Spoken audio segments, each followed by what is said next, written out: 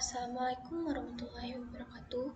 Perkenalkan, nama saya Rifat Nisa Adilah, NIM 2002113, kelas 3-in-1 69. Jadi di sini saya mau menjelaskan artikel yang berjudul Analisis Faktor-faktor yang mempengaruhi kinerja sistem informasi akuntansi.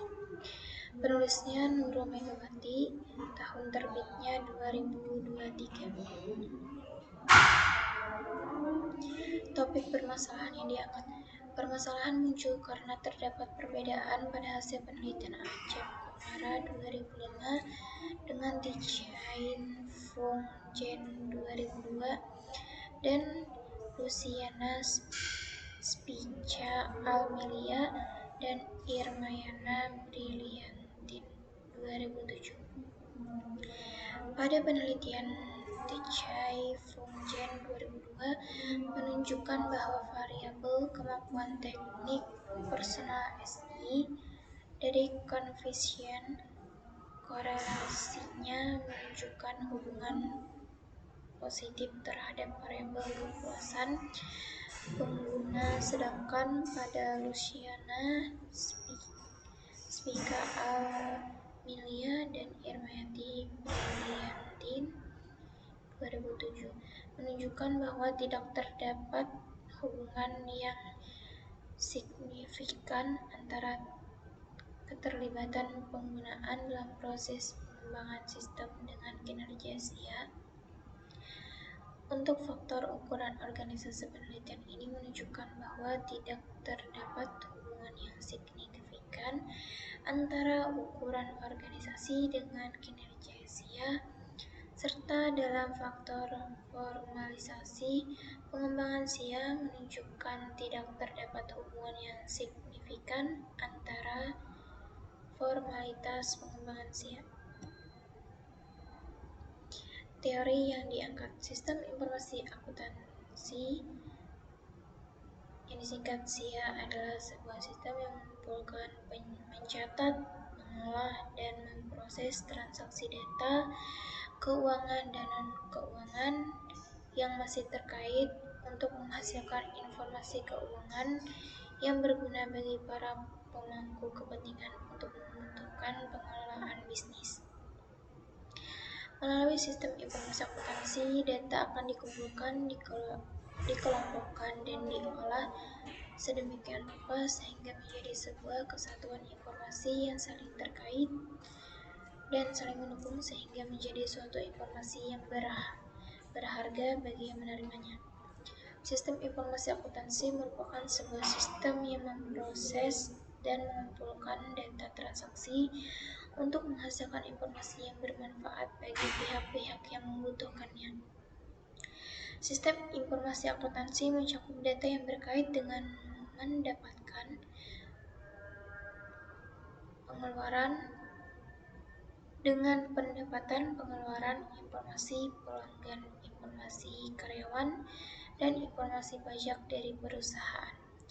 Data spesifik lain yang dikelola adalah pesanan penjualan dan laporan analisis, permintaan pembelian faktor inventaris, daftar gaji, dan neraca saldo.